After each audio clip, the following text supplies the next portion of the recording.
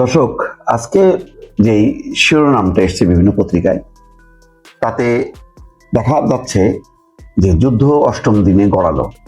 পাল্টাপাল্টি হুমকি এবং পাল্টাপাল্টি আক্রমণ ছাড়া আর কোনো অগ্রগতি নেই দৃশ্যত। এবং যেটা হচ্ছে, বেসামরিক মানুষ নিহত হচ্ছে, বিভিন্ন অবকাঠামো ধ্বংস হচ্ছে, ব্যাপক ধ্বংসলীলা ছাড়া আর কিছু না, বরং হামলার তীব্রতা বাড়ছে। যদিও আমেরিকা বলেছিল যে আজ রাতে ভয়ঙ্কর একটা হামলা হবে, মানে তেহরান ঘুরাই দেবে এমন একটা ধারণা তারা দিয়েছিল, সেটা কিন্তু বাস্তবে হয়নি। কঠোর হামলার হুমকি অনড় ইরান। সেখানে বলা হচ্ছে যে যুদ্ধের অষ্টম দিনে ইরান জুড়ে আরো তীব্র হামলা চালিয়েছে যুক্তরাষ্ট্র এবং ইসরায়েল। পাল্টা হামলায় ইরানের। আল জাজিরার এই খবরে বলা হচ্ছে যে দ্বিতীয় সপ্তাহে গড়িয়েছে, অর্থাৎ অষ্টম দিনে এসছে এই যুদ্ধটা। এই দিন দেশটির উপর আরো কঠোর এবং বিস্তৃত পরিসরে হামলা চালানোর হুমকি দিয়েছেন প্রেসিডেন্ট ডোনাল্ড ট্রাম্প।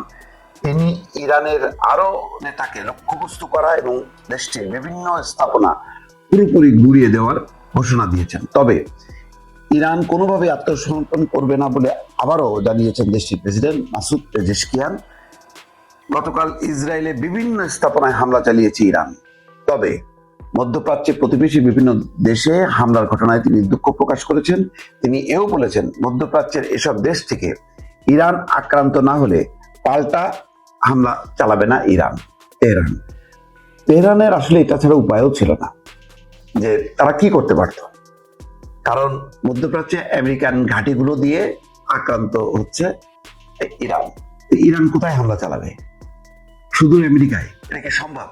আমেরিকার থেকে হামলা চালাচ্ছে? আমেরিকা তো আরব দেশে তাদের ঘাঁটিগুলো থেকে হামলা চালাচ্ছে। তো সুতরাং সেই দেশগুলোকে জবাবদিহি করতে হবে।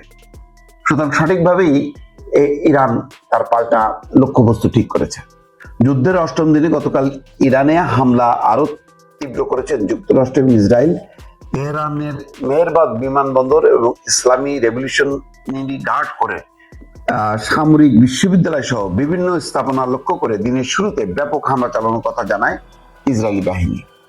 চলতেছে পাল্টাপাল্টি। মার্কিন ইসরায়েলি হামলার জবাবে ইরানের সামরিক বাহিনীও ইসরায়েল এবং মধ্যপ্রাচ্যের বিভিন্ন দেশে যুক্তরাষ্ট্রের বিভিন্ন স্থাপনা লক্ষ্য করে ক্ষেপণাস্ত্র এবং ড্রোন ছুড়েছে। এসব হামলায় হাইপারসনিক শব্দের গতির চেয়ে 5 গুণ বেশি গতি সম্পন্ন ক্ষেপণাস্ত্র তারা ব্যবহার করেছে। সৌদি আরবের প্রিন্স সুলতান বিমান ঘাঁটি, সংযুক্ত আরব আমিরাতের আল দাফরা বিমান ঘাঁটি এবং কুয়েতের আলী আল সালেম বিমান ঘাঁটি লক্ষ্য করে হামলা হয়েছে। ড্রোন হামলার ঘটনা ঘটেছে দুবাই বিমানবন্দরেও। ইরানে মানামায়, অর্থাৎ বাহরাইনের মানামায় একাধিক ভবন ক্ষতিগ্রস্ত হয়েছে বলে বাহরাইনের স্বরাষ্ট্র মন্ত্রণালয় জানিয়েছে। এছাড়া হরমুজ প্রণালীতে মাল্টা এবং মার্শাল আইল্যান্ডের পতাকাবাহী দুটি তেলের জাহাজে আঘাত হানার দাবি করেছে আইআরজিসি।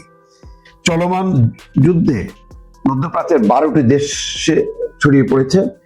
ইরান ছাড়া এসব দেশে 29 জন নিহত হয়েছে। যাই হোক, মোট কথা সুখবর নেই। হামলা পাল্টা হামলা শেষ পর্যন্ত কোন দিকে যায় এখন বিশ্ব, সেদিকে এখন দর্শকের সারিতে বসে থাকা ছাড়া কোনো উপায় নেই। কারণ মধ্যস্থতা কোনো লক্ষণ দেখা যাচ্ছে না, যদিও শোনা যাচ্ছে, কিন্তু মূল এই ক্ষেত্রে মধ্যস্থতা করতে পারে একমাত্র রাশিয়া এবং চীন। তাদের দৃষ্টিভঙ্গি কি সেটাও এখনো পরিষ্কার না দর্শক।